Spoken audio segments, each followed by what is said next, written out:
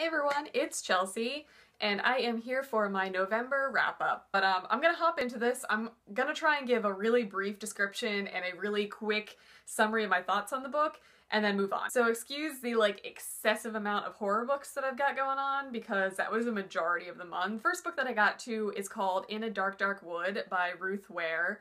I read this as an ebook. I gave this 3 stars. It was about a woman who gets invited to a bachelorette party of a girl that she went to college with but hasn't been in touch with in a long time, and some kind of creepy stuff starts happening while they're on this bachelorette party in a cabin in the woods. Obviously it's gonna lead to something bad. It was just kind of really thrilling. There were definitely parts that creeped me out. The writing was really good in it, but it just kind of started to fall flat towards the end. I think I expected more to have happened that was creepy rather than the drama that happened with characters, so I only gave it 3 stars. The next book that I got to is Nightfall, and this is by Jake Halporn and Peter Kujawinski. I'm gonna act like I said that right. A lot of people have been reading this because it's a new release. I really enjoyed it. I gave it 4 stars. It's about a fantasy world where there are 14 years of daylight and then 14 years of nighttime. And in that 14 years of nighttime, everybody just kind of clears house. Everybody has to go through these rituals to put everything back the way it was before they got there, and then they all just hightail it out. And of course, the story takes place about some characters that get left behind and all the creepy stuff that happens in the dark. I was pleasantly surprised by this book. I really enjoyed the creepy fantasy vibe that it gave. So yeah, I gave this 4 stars. The next book I read is The Museum of Extraordinary Things by Alice Hoffman. This is the first book by Alice Hoffman that I've read. Even though I know she's a very big adult fiction author, I have never picked up anything by her. And it just kind of seemed like a weird, creepy book, and I enjoyed it. It's kind of like a historical look at sideshows, kind of freak shows on Coney Island in New York in the 20s, I want to say. And it goes from that interesting aspect to a very dark family drama aspect. There is a lot of, I guess, abuse and weird habits that happen between all of the family of the freak show, or the Museum of Extraordinary Things. I kind of like how it ended up tying together all of the dark, creepy freak show aspect with the dark, neglectful parenting aspect. I really enjoyed it, but it kind of left me wanting more, so I gave it only 3 stars. The next book that I got to is another book that a lot of people have been talking about recently, just because it's a new release and it has a good cover and everything, but that is Blood and Salt by Kim Liggett. This one fell flat for me. It sounded very good, and it just didn't quite live up to my expectations as far as scariness went. It's about these siblings who end up going back to a cornfield in, I think it's the middle of Kansas, where their mother grew up in a cult. And there's obviously some weird ritualistic stuff that happens, and there's a lot of it's not necessarily time traveling, but you hear a lot of stories from the past and how it's linked to all of the rituals that are happening in the present.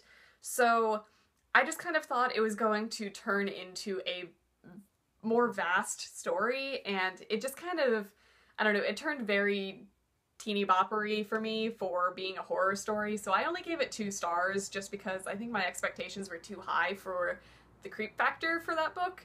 So I would still recommend it. I still enjoyed it, but it just kind of didn't live up to the hype that I thought it would. The next book that I got to is an older release, but I'm really glad that I got to it, and that is 172 Hours on the Moon by, I want to say it's Johan, I don't know if that's how you say it, Harstad.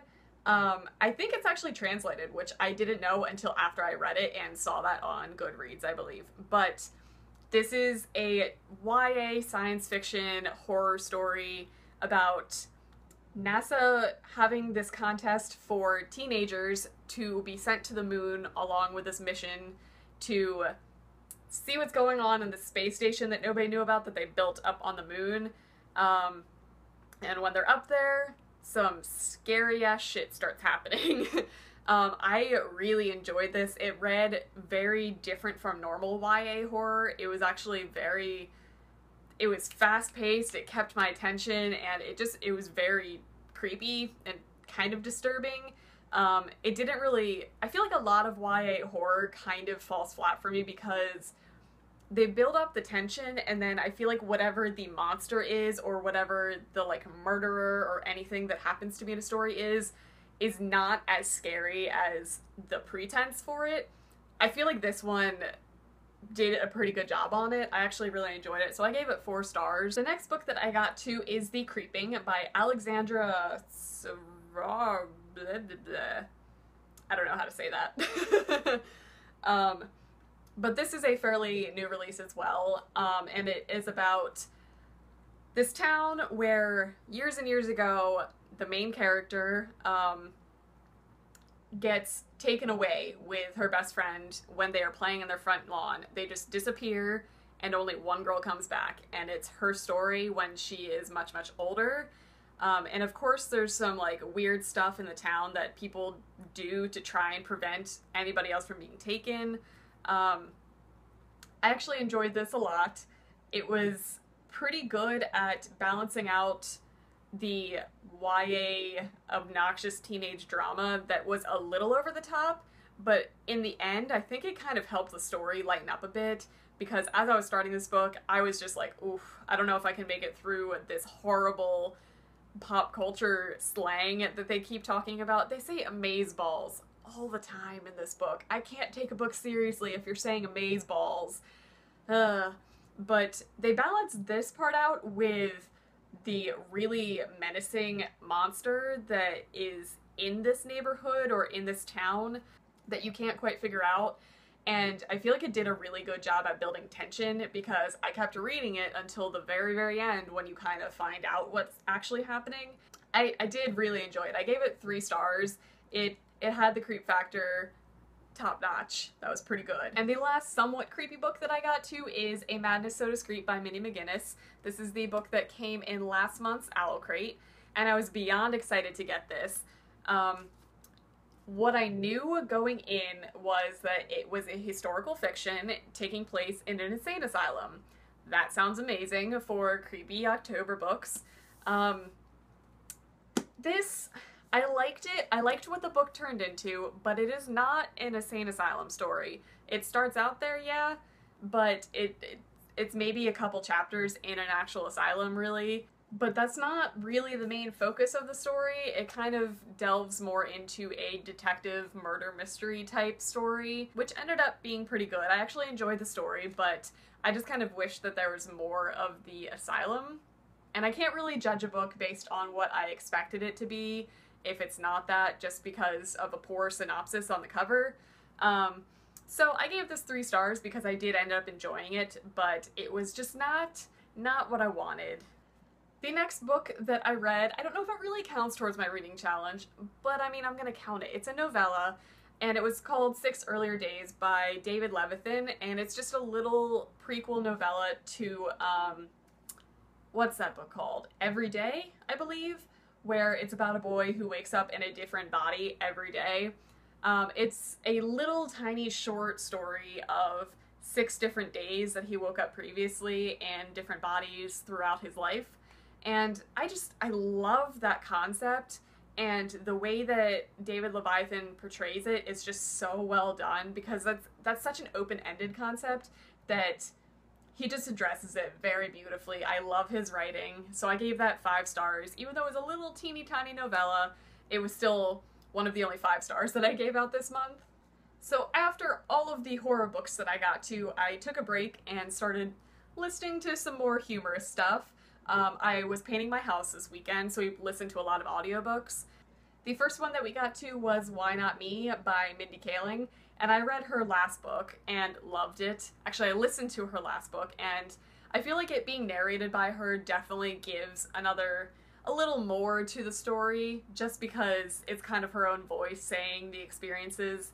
I didn't like this one as much as her first one. Her first one was a lot more insightful and a lot more of her past and how she got to where she was. This one is definitely more focused in where she is now and how successful she is and how she got to be so successful, if that makes sense.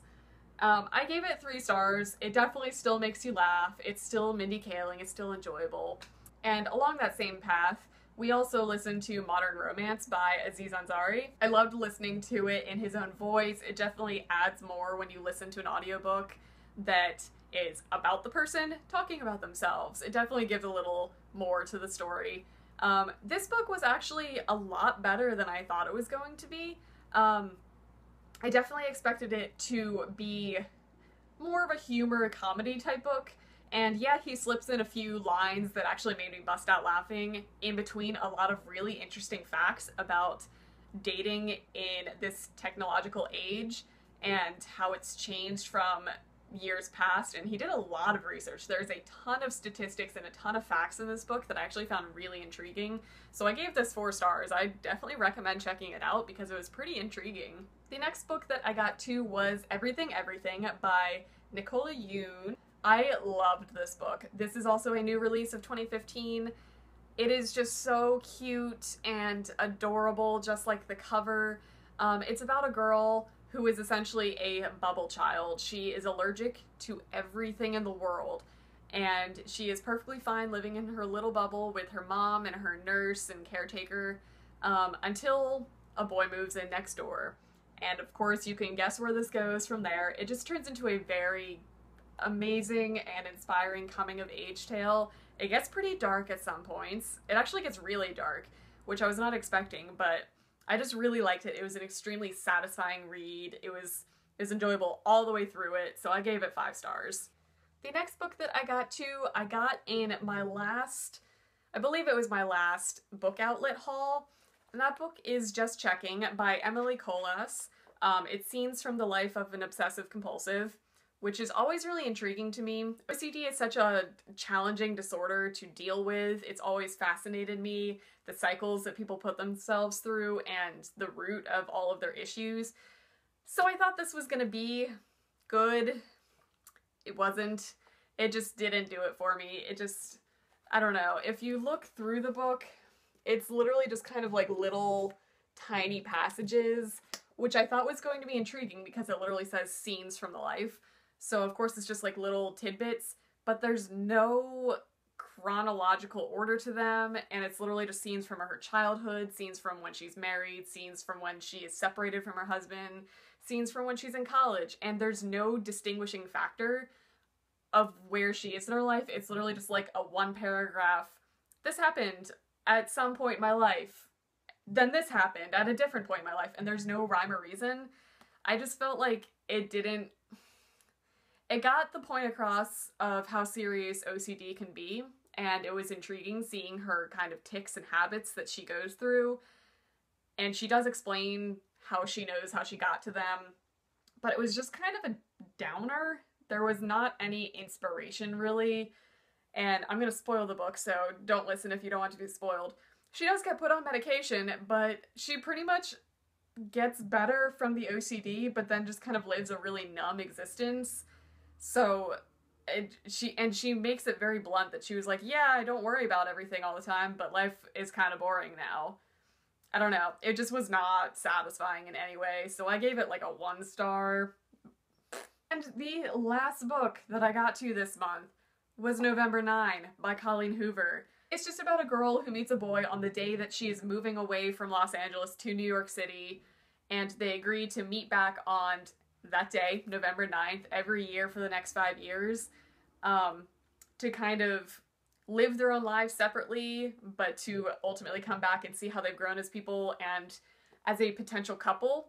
And as any Colleen Hoover book goes, there's of course dark pasts and obstacles that might prevent them from being together, but it's always good. It's always a happy ending in Colleen Hoover stories, no matter how dark it gets. It's always good. So I gave this 3 stars.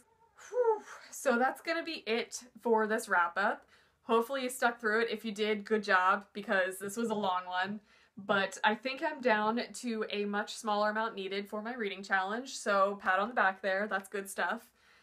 So I will see you guys hopefully in a video sometime soon. I will see you then. Bye.